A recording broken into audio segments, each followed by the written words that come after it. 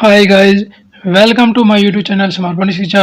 Guys इस video में हम कंप्यूटर जागरूकता बुक के फोर्थ चैप्टर कंप्यूटर पार्ट 2 के बारे में बात करने वाले हैं। गाइस इस वीडियो में हम कंप्यूटर मेमोरी से रिलेटेड बनने वाले जितने भी इंपॉर्टेंट क्वेश्चंस हैं उन सभी के बारे में बात करने वाले हैं। गाइस हमारा पहला क्वेश्चन है मेमोरी रैम या रोम की मात्रा किस में मापी जाती है। मेमोरी की जो मात्रा है वो किस में मापेंगे। ऑप्शन फर्स्ट है बाइट्स में, सेकंड ऑप्शन है बिट्स में, थर्ड ऑप्शन है मेगाबाइट्स में एंड फोर्थ ऑप्शन है मेगा बिट्स में। गाइस मेमोरी की जो मात्रा है रैम या रोम दोनों की, इनकी जो मात्रा है वो किस में मापी जाएंगे, किस में मापी जाती है, तो इनकी मात्रा मेगाबाइट्स में मापी जाती है। ऑप्शन जो थर्ड है वो हमारा बिल्कुल इसका करेक्ट आंसर हो जाएगा। नेक्स्ट, सीपीयू वर्तमान में जिन प्रोग्राम और डाटा को प्रोसेस कर रहा है उन्हें स्टोर करने के लिए किस कंप्यूटर मेमोरी का प्रयोग किया जाता है। मतलब जो रन कर रहा है, ठीक है, मतलब वर्तमान में चल रहा है और उन डाटा को स्टोर करने के लिए कौन सी मेमोरी का यूज करेगा। फर्स्ट ऑप्शन है मोज मेमोरी, सेकंड है इंटरनल मेमोरी, थर्ड है पीरोम एंड फोर है नॉन वोलेटाइल मेमोरी। गाइस जब कंप्यूटर प्रोग्राम या डाटा को प्रोसेस कर रहा है उस समय उन्हें स्टोर करने के लिए कंप्यूटर इंटरनल जो मेमोरी होती है उसकी, कंप्यूटर की अंदर की जो मेमोरी होती है उसका प्रयोग करेगा ऑप्शन के अकॉर्डिंग।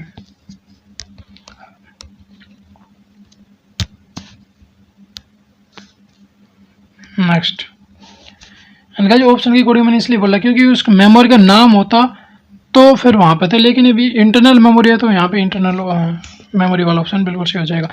जब प्रोसेसर सीपीयू का प्रयोग करता है तब डाटा और प्रोग्राम कहाँ रखे जाते हैं। जब प्रोसेसर सीपीयू का प्रयोग करता है तब डाटा को डाटा और प्रोग्राम को कहाँ रखा जाता है। ऑप्शन फर्स्ट है मेन मेमोरी, ऑप्शन सेकंड है सेकेंडरी मेमोरी, ऑप्शन थर्ड है disk memory and option four है प्रोग्राम मेमोरी।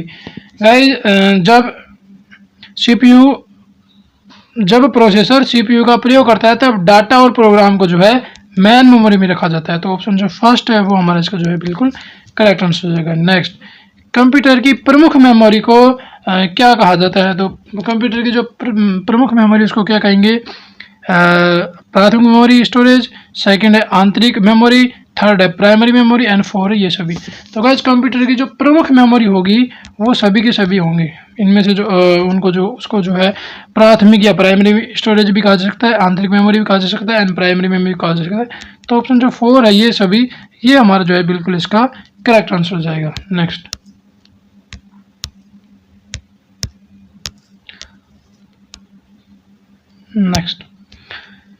फिफ्थ क्वेश्चन हमारा रैम का पूर्ण रूप क्या है, मतलब रैम की फुल फॉर्म क्या है। तो रैम की फुल फॉर्म है, पहले ऑप्शन देख लेते हैं। फर्स्ट ऑप्शन है read access memory, second option है read anywhere memory and third option है random anything memory and fourth option है random access module and fifth option है रैंडम एक्सेस मेमोरी।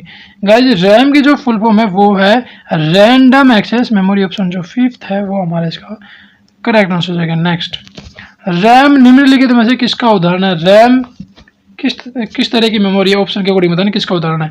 फर्स्ट है नॉन वोलेटाइल, सेकंड है cache memory, third है virtual memory and four है volatile and fifth इनमें से कोई नहीं। गाइस रैम वोलेटाइल है या नॉन वोलेटाइल, ये आपको पता होना चाहिए। तो रैम ये वोलेटाइल मेमोरी है। तो ऑप्शन जो फोर है वो हमारा इसका बिल्कुल करेक्ट आंसर हो जाएगा। रैम वोलेटाइल है, रोम नॉन वोलेटाइल है, बस इसमें ही ध्यान रखना और बाकी इन्हीं में कंफ्यूजन हो सकता है और बाकी तो सब क्लियर है आपका।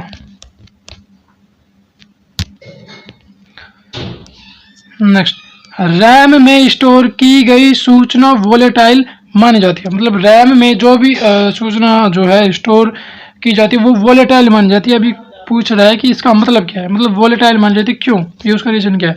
तो फर्स्ट है कि वहाँ स्थायी रूप से स्टोर्ड है, सेकंड है कि स्थायी रूप से नहीं केवल अस्थायी रूप से, सेकंड हो गया, थर्ड है जब बिजली बंद की जाए तो स्टोर की जाती है एंड फोर है सीपीयू डिवाइस में स्थायी रूप से स्टोर की जाती है।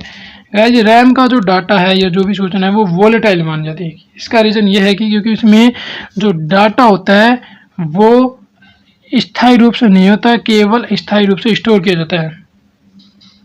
ये इसका रीजन हो जाएगा। तो 7 का हमारा जो ऑप्शन जो सेकंड है ये इसका जो बिल्कुल करेक्ट आंसर हो जाएगा। मतलब जब तक लाइट होती है तब तक ही वो डाटा स्टोर मतलब सेफ होता है और उसके बाद वो डाटा नष्ट हो जाता है। तो इस वजह से जो है रैम को जो है वोलेटाइल मेमोरी कहा जाता है, अर्थात अस्थायी मेमोरी, मतलब स्थायी नहीं है। अब वो एग्जामिनर जो है वर्ड्स के साथ खेलेगा, आपको जो थोड़ा ध्यान रखना है। बस पहले क्वेश्चन को अच्छे से पढ़ना है एंड फिर उसको समझना है, फिर इजीली हो जाएगा। नेक्स्ट, रैम के बारे में जो है निम्न में से कौन सा कथन असत्य है। अब रैम के बारे में कौन सी बात जो है गलत कही गई है। फर्स्ट ऑप्शन है रैम हार्ड डिस्क स्टोरेज के समान होती है, एंड सेकंड है रैम एक अस्थायी संग्रहण क्षेत्र होता है, एंड थर्ड ऑप्शन है रैम एक वोलेटाइल मेमोरी है, एंड फोर है रैम एक प्राथमिक मेमोरी है, एंड फिफ्थ है दिए गए विकल्पों के अलावा कोई अन्य। तो रैम के बारे में बात करते हैं तो रैम हार्ड स्टोरेज के समान होती है, तो इसके बारे में कोई आइडिया नहीं है। चलो ऐसे कर लेते हैं, इसके बारे में कोई आइडिया नहीं तो इसको छोड़ देते हैं। सेकंड, रैम एक अस्थायी मेमोरी है, तो ये तो हमने अच्छे से पढ़ा था, रैम एक अस्थायी मेमोरी है। एंड थर्ड, रैम एक वोलेटाइल मेमोरी है, तो ये भी अच्छे से पढ़ा है कि अस्थायी है, मतलब उसका डाटा नष्ट हो जाता है तो ये वोलेटाइल हो जाएगी। रैम एक प्राथमिक मेमोरी है, बिल्कुल सही बात है। रैम जो प्राथमिक मेमोरी हमने पढ़ी थी वहाँ पे 2 टाइप्स पढ़े थे, रैम एंड रोम दोनों। एंड अब बचा फर्स्ट ऑप्शन है रैम हार्ड डिस्क स्टोरेज के समान होती है। तो आपने अगर थोड़ा ध्यान दिया होगा तो रैम है प्राथमिक और हार्ड डिस्क होती है सेकेंडरी मेमोरी, तो ये गलत हो जाएगा। जो रैम है वो हार्ड डिस्क के समान नहीं होती है, और यही पूछ रहा है कि इनमें से कौन सा कथन जो है असत्य है। तो ऑप्शन जो फर्स्ट है ये जो है असत्य है। आप एलिमिनेशन जो मेथड है उसके थ्रू भी कर सकते हैं, और अगर आपको वैसे ही अगर कर पा रहे हैं तो डायरेक्ट कर लीजिए। नेक्स्ट, यदि प्रयोक्ता को सीपीयू में तत्काल उपलब्ध सूचना की जरूरत हो, मतलब यूजर को मतलब अर्जेंट में मतलब तत्काल उसको जरूरत है किसी भी डाटा की, तो वो किस में स्टोर, जो भी डाटा है वो या जो भी सूचना है वो किस में स्टोर करनी चाहिए हमें, सीपीयू में, रैम में, सेकेंड स्टोरेज में, सीडी में या टेप में। अगर उसको तत्काल ज़रूरत है तो फिर जो डाटा है वो उसको रैम में स्टोर करना चाहिए। तो ऑप्शन जो सेकंड है वो हमारा जो है बिल्कुल करेक्ट आंसर हो जाएगा। बट ये ध्यान रखने की रैम का जो डाटा है वो लाइट जाने के बाद वो नष्ट हो जाता है। नेक्स्ट, कौन सी कंप्यूटर की मेमोरी है जहां सूचना अस्थायी रूप से संग्रहित होती है जब इसे प्रोसेसर के द्वारा एक्सेस किया जाता है। तो अस्थायी होगी तो जाहिर सी बात है रैम ही होगी, ऑप्शन के अकॉर्डिंग देख लेंगे वहां पे। 10th का हमारा हो जाएगा 4 रैम, एंड बाकी सेकेंडरी मेमोरी ये स्थायी होती है और रोम भी स्थायी होती है, ये भी ध्यान रखना है। एंड ये पूछ रहा था अस्थायी, तो अस्थायी हो जाएगी रोम। नेक्स्ट है हमारा 11, कौन सी मेमोरी टेम्परेरी मतलब अस्थायी। अब अस्थायी कौन सी हो जाएगी, और यहाँ पे ध्यान रखना अगर अस्थायी मेमोरी नहीं होगी तो फिर वहाँ पे उसको टेस्ट देगा वोलेटाइल या नॉन वोलेटाइल। तो हर तरीके से क्वेश्चन बन सकता है, आपको ध्यान रखना। टेम्परेरी मेमोरी है तो मतलब अस्थायी है, अस्थायी है तो मतलब वोलेटाइल है मतलब वो नष्ट हो जाती है। तो ऑप्शन जो सेकंड है वो हमारा इसका जो बिल्कुल करेक्ट आंसर हो जाएगा। और अगर मेमोरी का ही नाम दे दे तो वहाँ पे हो जाएगा रैम, ये ध्यान रखना है। डायरेक्ट मेमोरी का नाम भी दे सकता है या फिर वोलेटाइल और नॉन वोलेटाइल इस तरीके से भी दे सकता है। नेक्स्ट, डी रैम का लाभ है। डी रैम क्या है, तो डी रैम का एक ही लाभ है, बस ये है कि ये एस रैम से सस्ता होता है। तो ये ऑप्शन जो फर्स्ट है यही हमारा जो है बिल्कुल करेक्ट आंसर हो जाएगा, और बाकी इसका कोई भी लाभ नहीं है। डी रैम बस एस रैम से सस्ता है, और बाकी एस रैम काफ़ी अच्छी होती है, महंगी होती है, फास्ट काम करती है और ज़्यादा डाटा को स्टोर कर सकती है। ठीक है, डी रैम मतलब डायनेमिक रैम। ये रैम के ही 2 टाइप्स हैं, D RAM and S RAM.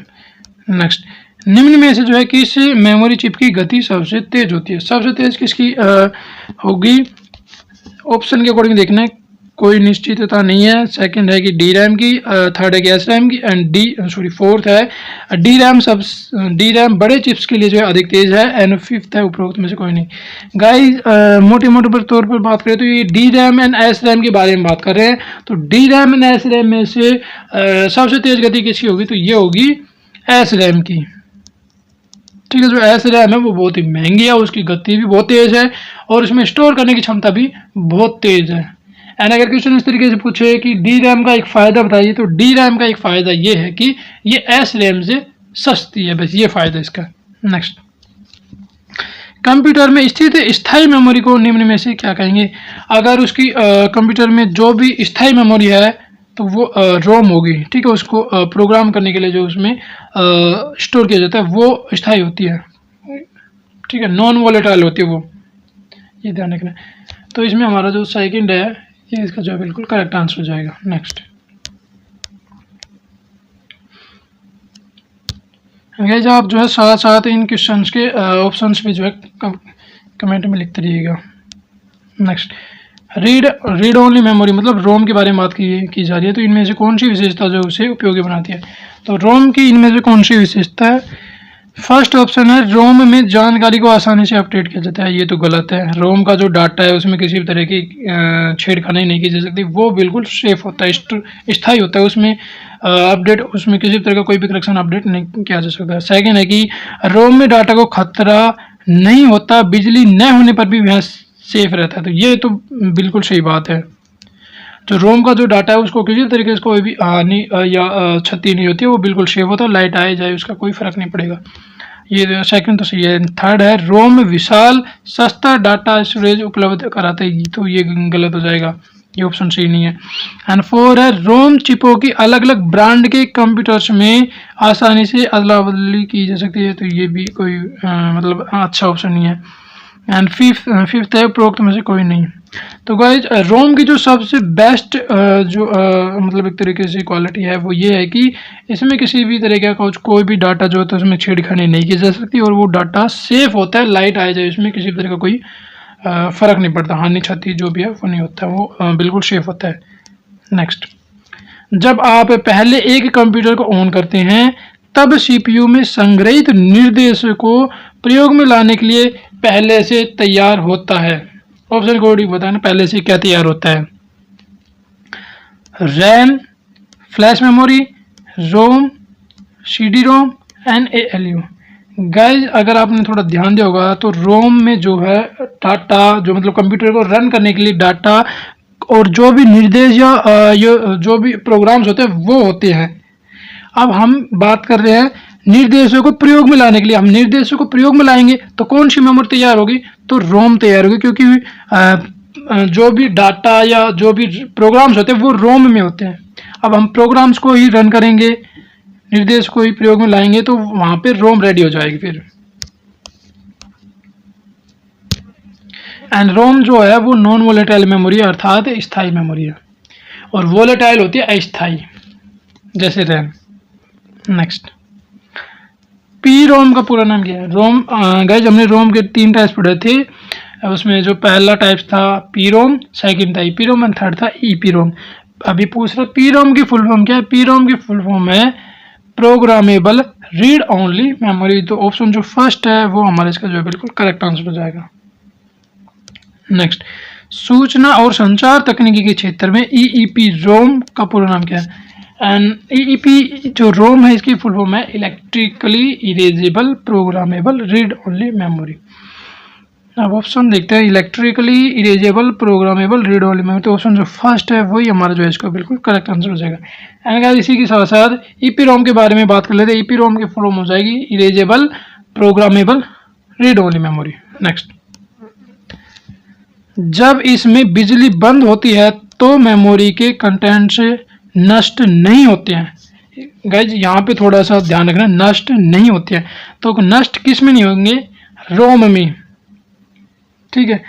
And रोम ये तीनों ही है, रोम, ईपी रोम एंड ईपी रोम, तो तीनों के तीनों ही रोम है। तो ये जो ऑप्शन 4 है वो हमारे इसका जो बिल्कुल करेक्ट आंसर हो जाएगा। ये सभी के सभी, इन सभी में लाइट जाने पर डाटा नष्ट होगा।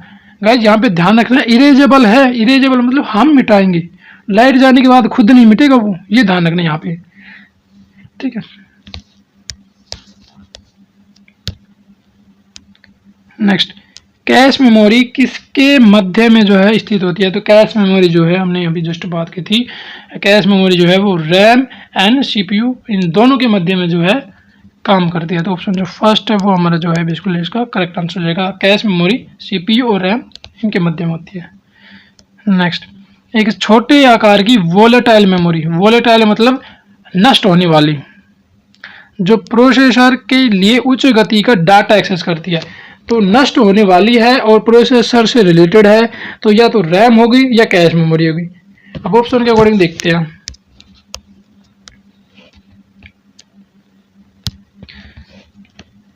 ठीक है, फर्स्ट ऑप्शन है माइक्रो प्रोसेसर, सेकंड है कैश एंड थर्ड है रोम एंड फोर है एएलयू एंड फिफ्थ है कंट्रोल। गाइस जो वोलेटाइल मेमोरी है वो दो ही है, एक तो कैश मेमोरी और एक रैम। ठीक है, और ये कह रहे हैं कि सीपीयू से रिलेटेड है, तो वहाँ पे भी आपको हिंट मिल जानी चाहिए। तो सीपीयू और रैम इन दोनों के मध्य में होती है कैश मेमोरी होती है। जस्ट अभी हमने बात की थी, कैश मेमोरी जो है वो सीपीयू एंड रैम इन दोनों के मध्य में होती है। तो वहीं से यहाँ हिंट मिल जानी चाहिए कि कैश मेमोरी जो है ऑप्शन में आ जाएगा, हमारा आंसर हो जाएगा। एंड ये भी ध्यान रखना कि कैश मेमोरी है कि वोलेटाइल मेमोरी है। वोलेटाइल मतलब जल्दी ही नष्ट होने वाली, मतलब लाइट जाते ही वो नष्ट हो जाती है। अस्थायी रूप से संग्रहित डाटा के लिए उपयोग किया जाने वाला शब्द है। ठीक है, तो अस्थायी रूप से मतलब जो हाल फिलहाल में उसका यूज करेंगे और फिर वो थोड़ी देर बाद भी नष्ट हो जाएगा। तो ऐसे तो दो ही है, एक तो इसके लिए वोलेटाइल शब्द यूज कर सकते हैं, और वोलेटाइल में रैम और कैश दोनों ही आती है। तो या तो इसको वोलेटाइल डाटा कहेंगे या फिर इसको कैश डाटा का, दोनों ही कहा जा सकता है, कैश और वोलेटाइल। या फिर नॉर्मली बात करें तो रैम डाटा भी कहा जा सकता है इसको। ठीक है, तो ये ध्यान रखना है, कैश मेमोरी और रैम दोनों के दोनों जो है वोलेटाइल है, अर्थात अस्थायी मेमोरियाँ जल्दी ही नष्ट हो जाएंगी। लाइट गई और डाटा नष्ट। फिर नेक्स्ट, निम्न में से कौन सी अति उच्च गति वाली सेमीकंडक्टर मेमोरी है जो सीपीयू को गति देती है? उच्च गति की सेमीकंडक्टर मेमोरी कौन सी है जो सीपीयू को जो है गति देती है? तो वो कैश मेमोरी ही है। ठीक है, कैश मेमोरी जो है सेमीकंडक्टर मेमोरी है और सीपीयू को जो उच्च गति देती है। और कैश मेमोरी जो होती है ये रैम और सीपीयू दोनों के मध्य में होती है। तो सीपीयू से रिलेटेड हो जाएगी, तो वहीं से भी हिंट मिल जाएगी। नेक्स्ट, फ्लैश मेमोरी कार्ड से को क्या समझा जाता है? इसका अर्थ यह है कि आप प्लेयर को बंद करेंगे तो आपका डाटा खत्म नहीं होगा। हम उसको बंद कर रहे हैं, मतलब प्लेयर को बंद कर रहे हैं, यानी कि सप्लाई बंद कर दी लाइट वाली, तो फिर भी उसके बाद उसका डाटा खत्म नहीं हो रहा है, तो मतलब स्थायी हो जाएगा। स्थायी ऑप्शन में नहीं है, स्थायी ऑप्शन में नहीं है, तो फिर हो जाएगा नॉन वोलेटाइल, मतलब वो मिटने वाला नहीं है। ठीक है, नॉन वोलेटाइल हो जाएगा। नेक्स्ट,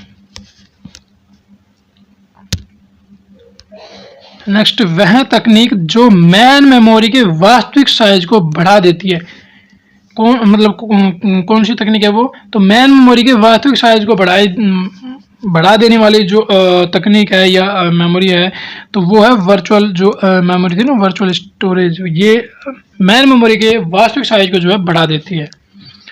नेक्स्ट, निम्नलिखित में से किसमें भौतिक रूप से विद्यमान एड्रेस को अधिक मेमोरी एड्रेस कहते हैं? तो ऑप्शन फर्स्ट है वर्चुअल मेमोरी, ऑप्शन सेकंड है सिस्टम सॉफ्टवेयर, ऑप्शन थर्ड है application software, and option four है random access memory, and option fifth है वर्टिकल मेमोरी। गाइस सबसे ज़्यादा ये जो है भौतिक रूप से विद्यमान एड्रेस से अधिक मेमोरी एड्रेस किस में होंगे? तो ये होंगे वर्चुअल मेमोरी में। ऑप्शन जो फर्स्ट है वो इसका जो है बिल्कुल करेक्ट आंसर हो जाएगा। नेक्स्ट,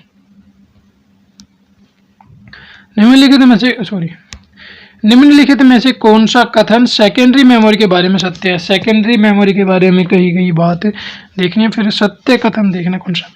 तो इसे सतत विद्युत की आवश्यकता नहीं होती है। तो ये तो फर्स्ट तो बिल्कुल सही बात है भाई, जो सेकेंडरी मेमोरी होती है उसमें जो डाटा है वो स्टोर मतलब एक तरीके से स्टोर किया जाता है, वो स्थायी रूप से होता है, वो सेफ होता है। लाइट आए जाए उसमें किसी तरह का कोई प्रभाव नहीं पड़ेगा, तो उसको सतत लाइट की ज़रूरत नहीं है। लाइट गई आई उसका कोई भी फर्क नहीं पड़ा। तो ये तो बात बिल्कुल सही है भाई, उसको कंटिन्यूसली लाइट सप्लाई की ज़रूरत नहीं है।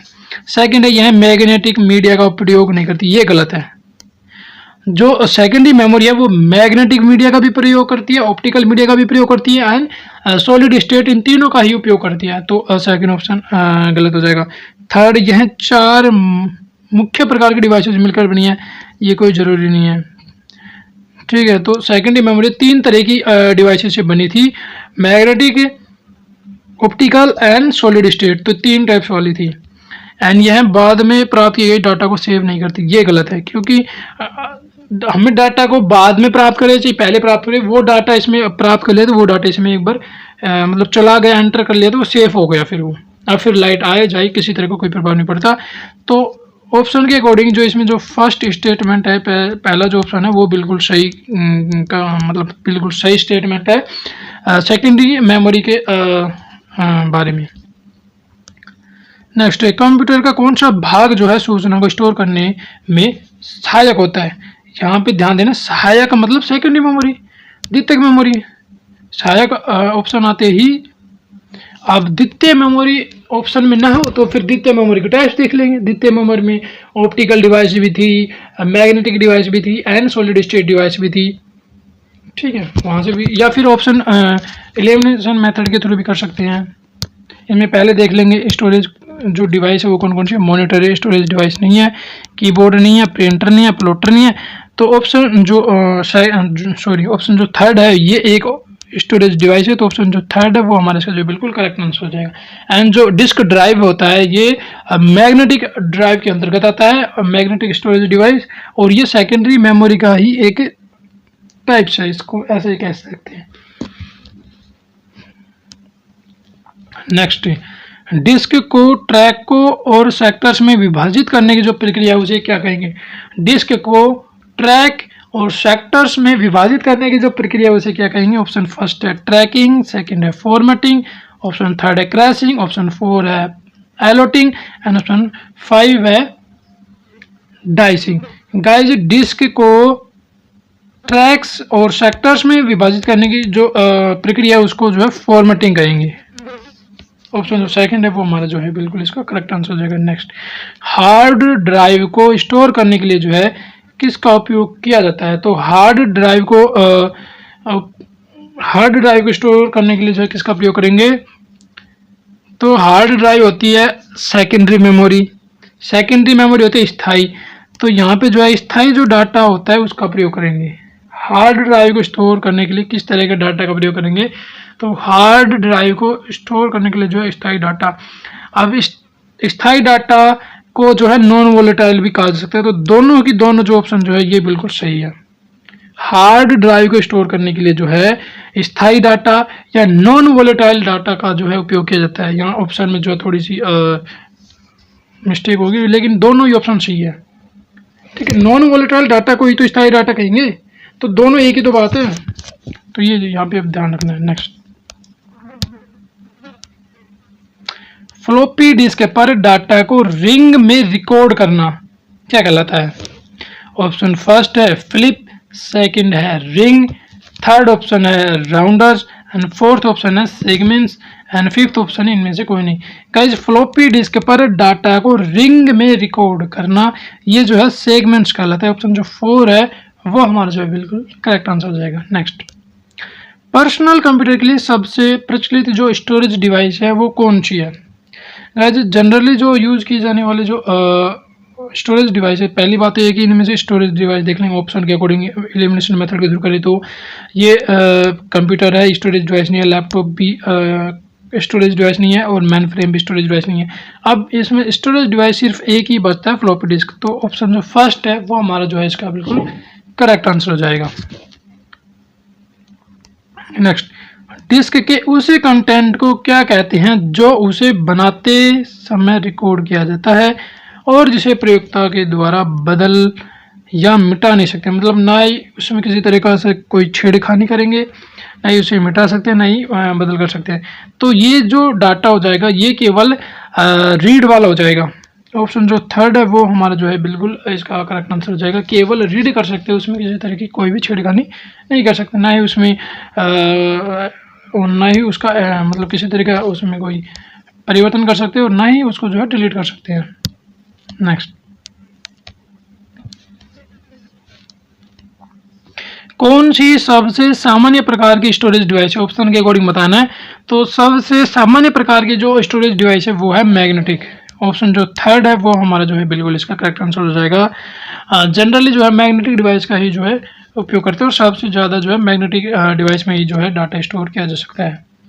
नेक्स्ट, निम्नलिखित में से किसमें अधिकतम डाटा की मात्रा को स्टोरेज करने में जो संग्रहित करने के लिए रखा जाता है। तो सबसे ज़्यादा डाटा जो है किस में स्टोर कर सकते हैं, तो ये मैग्नेटिक जो स्टोरेज डिवाइस होती है उन्हीं में ही जो है सबसे ज़्यादा जो है डाटा स्टोर कर सकते हैं। नेक्स्ट, CDRW की फुल फॉर्म क्या है। CDRW की फुल फॉर्म है कॉम्पैक्ट डिस्क री राइटेबल। ऑप्शन के अकॉर्डिंग देख लेंगे, कॉम्पैक्ट डिस्क री राइटेबल। तो ऑप्शन जो फिफ्थ है वो हमारा जो है बिल्कुल इसका करेक्ट आंसर हो जाएगा, कॉम्पैक्ट डिस्क री राइटेबल। फिर इसके बाद है रीयूजेबल ऑप्टिकल स्टोरेज का टिपिकली एक्रोनिम क्या है। मतलब रीयूजेबल जिसको पुनः यूज कर सकते हैं, और ऑप्टिकल डिस्क है तो पहले देख लेंगे ऑप्टिकल CD ऑप्टिकल है, DVD ऑप्टिकल है एंड CDR ऑप्टिकल है। रोम जो है ये ऑप्टिकल डिवाइस नहीं है, ठीक है, एक तो यहीं से हट गया। फिर बात कर रहा है रीयूजेबल, मतलब जिसको पुनः उपयोग कर सकते हैं। तो CD को कॉम्पैक्ट डिस्क को इसको पुनः यूज नहीं कर सकते, और डिजिटल वर्सटाइल डिस्क को इसको भी पुनः यूज नहीं कर सकते। फिर बचता है CDRW, मतलब रीराइटेबल। रीराइटेबल का मतलब ये है कि एक बार प्रोग्राम कर दिया उसको डिलीट कर दिया फिर से डाटा को स्टोर कर लेंगे, तो इसको जो है पुनः उपयोग किया जा सकता है। तो इसको जो है री राइटेबल या रीयूजेबल भी जो है कहा जा सकता है। तो ऑप्शन जो सेकंड है वो हमारा जो है बिल्कुल इसका करेक्ट आंसर हो जाएगा। CDRW जो है एक ऑप्टिकल स्टोरेज डिवाइस है और इसी के साथ साथ ये रीयूजेबल जो है मतलब इसका पुनः जो है उपयोग किया जा सकता है। नेक्स्ट, CDRW डिस्क के बारे में जो है ऑप्शन मतलब 4 ऑप्शन कहे गए हैं, इनमें से देखना कौन सा है। तो CDRW के बारे में जो है ये एक तो पहली बात तो ये ध्यान रखना है कि ये ऑप्टिकल स्टोरेज डिवाइस है। सेकंड ये है कि इसका जो डाटा है वो रीयूजेबल है, यानी कि रीराइट है। तो इसमें से जो फोर्थ ऑप्शन है वो बिल्कुल हमारा करेक्ट आंसर हो जाएगा। इसका डाटा इरेज कर सकते हैं और रीराइट कर सकते हैं, ठीक है, मतलब डाटा को इरेज किया और उसको फिर से लिख दिया, मतलब रीयूजेबल हो जाएगा। तो दोनों तरीके से ध्यान रखना है, रीयूजेबल और रीराइटेबल एंड ऑप्टिकल डिवाइस है, ये भी ध्यान रखना है। नेक्स्ट,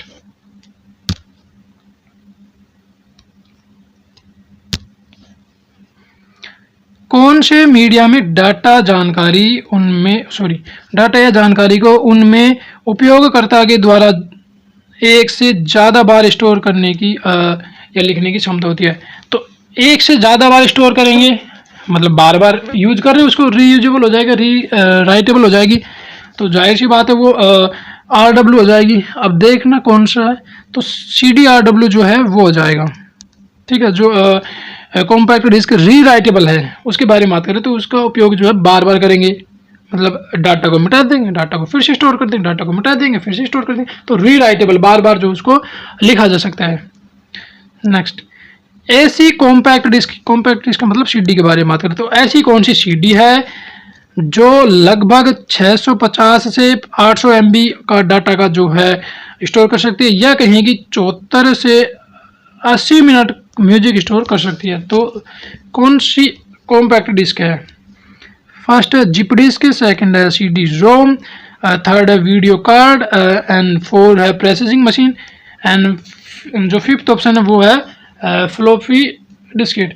गाइस तो ऐसा जो डाटा है वो है CD-ROM, ठीक है।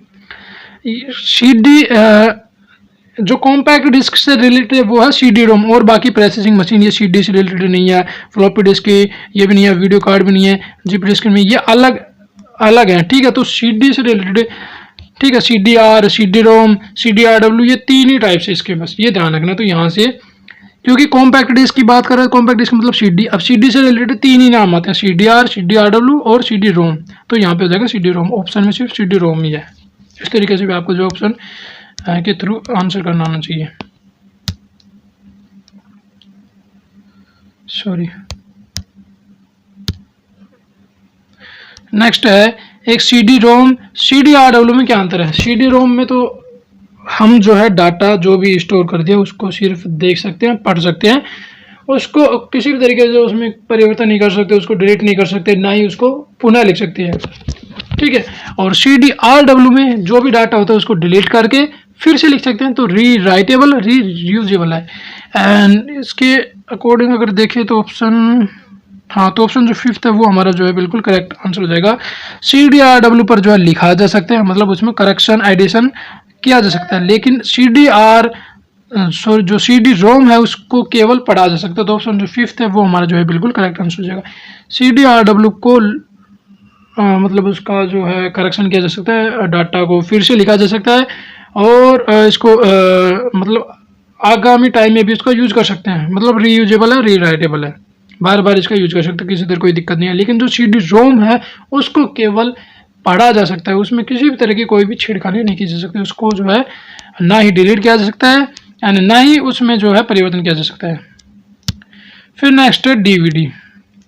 DVD की फुल फॉर्म के बारे में बात करें, डिजिटल वीडियो डिस्क या डिजिटल वर्सटाइल डिस्क, दोनों ही जो है इसकी फुल फॉर्म है, वो ऑप्शन देख लेंगे, डिजिटल वीडियो डिस्क। तो ऑप्शन फर्स्ट हमारा जो है बिल्कुल इसका करेक्ट आंसर हो जाएगा।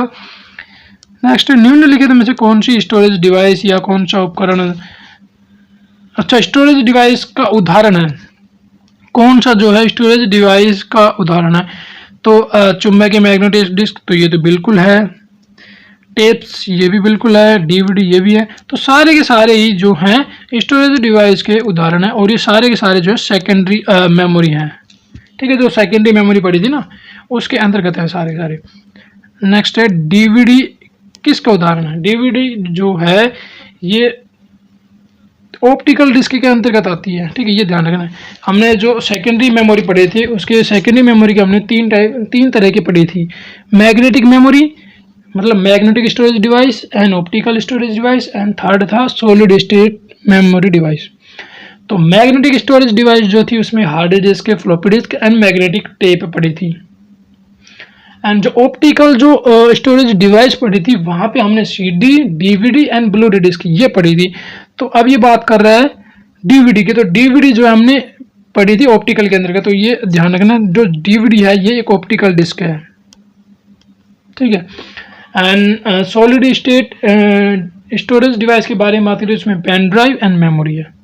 तो ये भी आपको पता होना चाहिए, सेकेंडरी मेमोरी के अंतर्गत तीन तरीके से उनको डिवाइड किया गया था, magnetic storage device, optical storage device and solid state storage device. Next, blue रे डिस्क का प्रयोग किसमें करेंगे? तो ब्लू रे डिस्क का जो प्रयोग है ये प्ले स्टेशन जो थर्ड होता है उसमें इसका उपयोग करेंगे। वहाँ पे जब हमने जो ब्लू रे डिस्क जो पढ़ा था तब वहाँ पे जो है इसका यूज पड़ा था। एंड ब्लू रे डिस्क जो है ऑप्टिकल डिवाइस के अंतर्गत ही आती है। नेक्स्ट, पेन ड्राइव है। Pen drive secondary storage device है, और वैसे अगर बात करें तो ये सॉलिड स्टेट वाली है। तो अब इसमें से देखते हैं ऑप्शन कौन सा करेक्ट होगा। एंड ये भी ध्यान रखना कि पेन ड्राइव का डाटा को हटाया जा सकता है। तो ऑप्शन जो थर्ड है ये इसका जो है बिल्कुल करेक्ट आंसर है, हटाई जाने वाली द्वितीय स्टोरेज यूनिट। ठीक है, हटाई भी जा सकती है और स्टोरेज डिवाइस भी है, मतलब द्वितीय स्टोरेज डिवाइस है। तो ये बिल्कुल सही है। एंड फर्स्ट है कि ये कह रहे हैं कि मतलब स्थिर है, तो ये गलत हो जाए क्योंकि स्थिर नहीं है, इसका डाटा हटाया जा सकता है। तो हटाई जाने वाली द्वितीय स्टोरेज यूनिट है। ठीक है, सेकेंडरी स्टोरेज यूनिट है, और किस तरह की है? सॉलिड स्टेट स्टोरेज डिवाइस है, और इसका डाटा जो है हटाया जा सकता है। तो हर तरीके से आपको जो ध्यान रखना है। नेक्स्ट, 3.5 इंच वाले जो फ्लॉपी डिस्क होती है इसकी जो है क्षमता कितनी होती है? तो इसकी क्षमता जो है 1.44 MB तक की होती है। ठीक है, 3.5 इंच वाली जो फ्लॉपी डिस्क होती है इसकी जो क्षमता होती है वो 1.44 MB होती है। नेक्स्ट, स्टोरेज डिवाइस में इनमें से कौन सी नहीं है? ठीक है, ऑप्शन देख लेंगे, मतलब इलिमिनेशन मेथड के थ्रू कर लेंगे ना। तो CD के बारे में कोई आइडिया नहीं है, DVD के बारे में कोई आइडिया नहीं है, फ्लॉपी डिस्क के बारे में कोई आइडिया नहीं है, और हार्ड डिस्क के बारे में तो लगभग सबको आइडिया होता है। तो ये चलो मान लेते हैं ये हार्ड मतलब ये स्टोरेज डिवाइस है। अब प्रिंटर के बारे में तो सबको ही पता होगा, क्योंकि जनरली जो कोई भी प्रिंट आउट निकलवाते हैं या किसी ना किसी ने कहीं ना कहीं तो देखा ही होगा या पढ़ा होगा उसके बारे में। तो प्रिंटर जो है सामान्य यूजुअल मतलब इसका जो है आमतौर पर यूज किया जाता है। तो ये प्रिंटर जो है एक स्टोरेज डिवाइस नहीं है। बाकी हमें इसके बारे में कुछ भी पता नहीं है। अब यही पूछ रहा है कि इनमें से कौन सी स्टोरेज डिवाइस नहीं है, तो यहीं से ही हो जाएगा प्रिंटर जो है स्टोरेज डिवाइस नहीं है। बाकी हमें CD DVD इनके बारे में पता हो या ना पता हो, फिर इसके बारे में कोई फर्क नहीं पड़ता। ठीक है, तो प्रिंटर के बारे में तो बताया ना, प्रिंटर एक स्टोरेज डिवाइस नहीं है, ये आउटपुट डिवाइस है, हमने शुरू में ही पढ़ा था। नेक्स्ट, स्टोरेज डिवाइस का मुख्य फोल्डर क्या कहलाता है? और प्रिंटर के थ्रू हम कोई भी डाटा को स्टोर नहीं कर सकते हैं, सिर्फ प्रिंट कर सकते हैं, ये भी ध्यान रखना। स्टोरेज डिवाइस का जो मुख्य फोल्डर है वो रूट डायरेक्टरी कहलाता है। जो भी स्टोरेज डिवाइस का जो मेन फोल्डर होता है वो रूट डायरेक्टरी कहलाता है। ऑप्शन जो थर्ड है वो हमारा जो है बिल्कुल इसका करेक्ट आंसर हो जाएगा। नेक्स्ट अब कुछ कंप्यूटर मेमोरी, जो कंप्यूटर की जो मेमोरी यूनिट थी उससे रिलेटेड क्वेश्चन हैं। जैसे एक बिट से अभिप्राय है, मतलब एक बिट किसके बराबर है, या एक बिट के बारे में जो कौन सा जो ऑप्शन है वो बिल्कुल सही है। तो एक बिट जो होता है वो एक पिक्सल के समान होता है, मतलब एक डॉट्स के समान होता है एक बिट। एंड एक बिट में जो है मतलब 2 डिजिट्स होते हैं, 0 और 1। नेक्स्ट, किसका प्रयोग जो है कंप्यूटर मेमोरी तथा floppy disk, CD-ROM drive, hard drive, इन सभी की क्षमता को मापने के लिए किया जाता है? इन सभी की क्षमता को मापने के लिए किसका प्रयोग करेंगे? फर्स्ट है बाइट्स का, सेकंड है बिट्स का, थर्ड है ऑक्टल नंबर्स का, एंड फोर है हेक्साडेसिमल नंबर का, एंड फिफ्थ है बाइनरी। गाइज ये जो इस तरह की जो डिस्क होती है इनको मापने के लिए बाइट्स का प्रयोग किया जाता है। ठीक है, बाइट्स। नेक्स्ट, निम्नलिखित में से कौन सी वैध मेमोरी यूनिट नहीं है? गाइज मतलब ये कह रहा है कि इनमें से जो मेमोरी की जो यूनिट पड़ी थी उनमें से कौन सा नहीं है। तो हमने बाइट पढ़ा था, किलोबाइट पढ़ा था, योटाबाइट पढ़ा था, एंड वो पेटाबाइट भी पढ़ा था। लेकिन ये LB से रिलेटेड हमने कुछ भी नहीं पढ़ा। ठीक है, KB से किलोबाइट, Y से योटाबाइट और PB से पेटाबाइट, एंड बाइट तो हमने पढ़ा ही था, लेकिन LB से हमने कुछ भी नहीं पढ़ा। तो ये पूछ रहा है कि कौन सी मेमोरी यूनिट नहीं है, तो इनमें से LB नहीं है। तो ऑप्शन जो फर्स्ट है यही हमारा जो है इसका बिल्कुल करेक्ट आंसर हो जाएगा। नेक्स्ट है, निम्नलिखित में से क्या 4 बिट्स के समूह का एक अन्य नाम है? तो 4 बिट्स के समूह को क्या कहेंगे? तो ये कहेंगे निब्बल। ऑप्शन जो फर्स्ट है वो हमारा जो है बिल्कुल करेक्ट आंसर हो जाएगा। नेक्स्ट, कंप्यूटर मतलब संक्षिप्त KB की फुल फॉर्म क्या है? सिंपल सी लैंग्वेज में। तो कंप्यूटर की फुल फॉर्म क्या है? तो इसकी फुल फॉर्म जो है वो है किलोबाइट।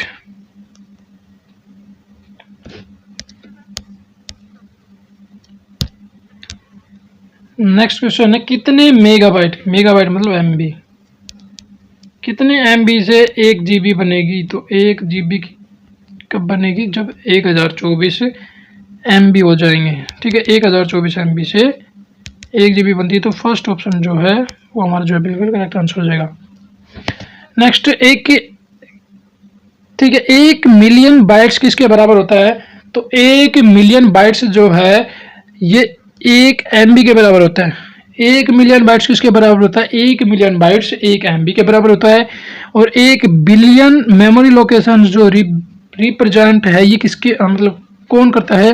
तो 1 बिलियन मेमोरी लोकेशन रिप्रेजेंट ये जो है 1 GB करता है। ठीक है, ये ध्यान रखना है।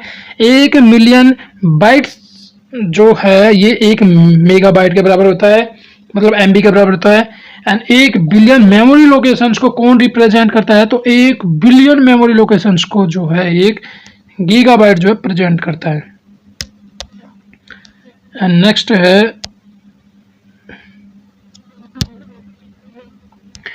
एक पेटाबाइट कितने गीगाबाइट के बराबर होता है? गाइज सबसे पहले आपको ये ध्यान रखना है, एक पेटाबाइट में जो है 1024 TB होते हैं। एक पेटाबाइट में 1024 TB है और 1 TB में 1024 GB है।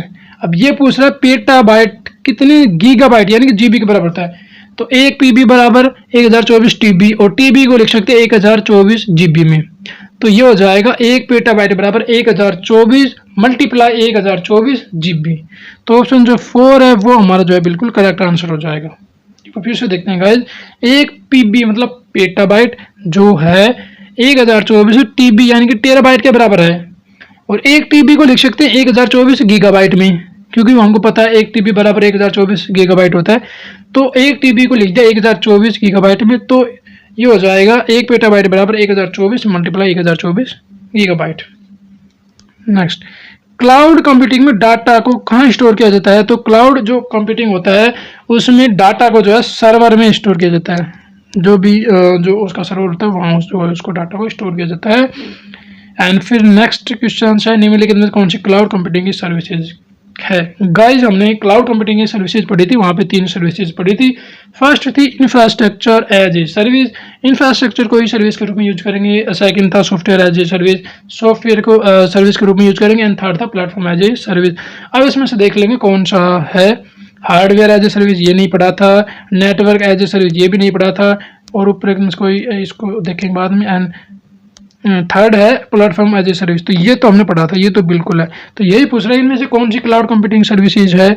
तो प्लेटफॉर्म एज ए सर्विस के रूप में ये बिल्कुल कंप्यूटिंग क्लाउडिंग की सर्विस है। एंड इसके उदाहरण के बारे में बात करें प्लेटफॉर्म एज ए सर्विस, तो इसके उदाहरण में हो जाएगा ब्लूमिक्सी, क्लाउडबेस, सेल्सफोर्स.com, तो ये सभी जो है इसके उदाहरण हो जाएंगे।